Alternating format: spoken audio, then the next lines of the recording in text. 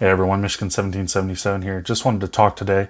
I'd made an Xperia 1 video the other day, and I was talking about how I was planning on getting it, how I was planning on moving on to the next Sony device for my XC Premium. And while I was thinking about that the other day, I made a discovery that there's another phone on the market that I really enjoyed and was really intrigued by. So I'm actually going to talk today about switching. I'm going to be switching from the Xperia to the OnePlus 7 Pro. Um, I know it's kind of a weird little switch up, but for the price and the hardware and the software that I'm getting, I have a hard time not choosing this phone over the Xperia 1. First off, the display. Yeah, I get it, the Xperia 1. 21:9 aspect ratio, 4K HDR OLED display. I know. I get it. The OnePlus has a Quad HD HDR Plus OLED display, 90 hertz refresh rate. I would actually rather have the 90 hertz. After using it today and seeing it in person, it makes the phone feel so much smoother. It's so much faster than what it really is. And on top of that, I went into the developer settings. I went into T-Mobile today to take a look at the OnePlus. And I went into the developer options and decreased the animation window from 1 to half basically, and it made it even snappier. I do that on my Xperia devices too, and it makes them feel a lot faster. And that 90 hertz makes a huge difference. And on top of that, the display is bigger on the OnePlus. And while it's only, I think it's 19.9 by 9 or something aspect ratio, while the Xperia is 21:9, I can give up having little black bars on the top and bottom for watching general content. I'll be okay. Because that display was awesome. And for something on a phone, that is the number one most important thing for me, because that is the thing that allows me to interact with the device. If I'm impressed by that display, that's why I've always been choosing Sony, is because I think their displays are some of the best on the market. But I think OnePlus has finally put themselves out there with the Samsung. I mean, the first OLED with a 90 hertz refresh rate. I also wanted to talk about the software. Oxygen OS is so good, and it always has been, and I've always given it praise. OnePlus I've always given praise because their software is just so close to stock, but their optimizations and customizability are specific to a user still, and they're very specific but very nice, and they don't bog down your system like Samsung. I don't like Samsung's UI. It's too heavy. But OnePlus is the perfect mix between almost being stock and giving you customizability. In that case, I really do like Oxygen OS. It's very fast, very snappy, and I like that they don't bog down their devices, especially with updates. They receive updates pretty frequently. So I will be definitely enjoying the Oxygen OS, and it reminds me a lot of the Xperia UI, and that's why I like the Xperia UI. It's very well optimized, it runs very well on their devices, and it's not overly intensive to when a new Android version comes out. You'll see an update decently soon. Same thing with OnePlus. So I'm looking forward to using a different UI. Included, neither of them have a headphone jack. I'll miss QNovo smart charging on the Xperia. That's one thing that I have been really getting used to, is having my battery not fill up all the way through the night, and then it saves my battery over the long term. But the big thing is I don't have to have my phone plugged in at night anymore. With that warp charge, being able to charge your phone to 50% in 30 minutes.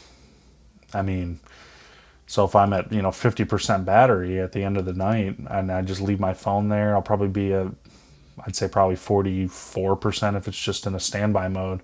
I can just plug it in on a warp charger in the morning, and by the time it's done, it'll be all the way charged. So I don't really have to worry about that. I'll just change. It's a small change to the lifestyle. I also wanted to say I'm going to miss some of the audio side of things. The Xperia has quite a few audio codecs, and just the quality of the audio, being that it's straight from Sony. They have the LDAC support and everything else. I know OnePlus has it too, but I'm not sure if it's on the same level as Sony's, and I'm going to lose some of that proprietary connections with my WH-1000 XM2s and so on, but I can live with that. It's okay. As for the cameras, they both have triple cameras. I have no doubt in my mind the Sony cameras are going to be better quality, but the thing is, a lot of photography is, you have a crappier camera, but if you set the scene correctly, you can still get great shots. And the night mode on the OnePlus is very good. You're going to keep sending out updates for the camera for the OnePlus, and that triple camera system's fine. Do I care that they're not going to be allowing, ultra wide angle video recording? Yeah, I mean, it kind of sucks, but I mean, I'm not going to worry about it. At the same time, I really do like the 4K HDR recording on the Xperia, but I would rather have 4K 60, to be honest with you. Just my personal preference. I like 4K video at 60 frames. I just like the buttery smoothness. I don't like 24 frames. I'm the person on a TV who turns on the soap opera effect because I don't like 30 frames. I don't like 60. I like it I like 60. I like it smooth. So for me, they're talking about, 4K at 24 frames. I'm like, and HDR, I'm like, yeah, it's cool and all, but I'd almost rather have the 4K 60 right now. I'll probably end up upgrading in 2 years. The last thing I wanted to talk about, and this is the real deciding factor. Well, sorry, two things. One, the hardware. OnePlus Snapdragon 855, 12 gigs of RAM. If I'm going to get the model I want to get, I'm going to get the 12 gig variant, 256 gigabytes of internal storage, which is ultra high speed storage, as opposed to the Xperia 1, which is going to be a Snapdragon 855 with only 6 gigs of RAM and 128 gigs of storage. No brainer there. For $750, which is the other big thing, price point wise, $750, $950 for the Xperia. That hardware matchup is not in favor of the Xperia, especially with how well optimized Oxygen OS is. And people can say, oh, you don't have IP68 water and dust resistance. Yeah, there's internal testing that's already been done on the OnePlus, and splashes and submersion don't affect it. They just tried to save a little bit of money and didn't give it an official IP rating. Either way, I'm not swimming underwater with my phone. And anyone who does that, I think, is already dumb, because it's not waterproof, it's water resistant. So if you break any of the seals, it's going to break your phone. So I don't take that risk. When it rains, yeah, I'll worry about it. But I don't have to care because it's still splash proof for the most part. And then last, Sony Mobile. I was reading up today, and I live in the US, so we're already a territory where they're in between right now. They're probably going to end up pulling out of Sony. Sony's probably going to pull out their mobile market in the US soon. I did read today that it looks like the company is going to get absorbed. The division, Sony Mobile, is going to get absorbed by another division within the company, and I expect them to suffer a little bit.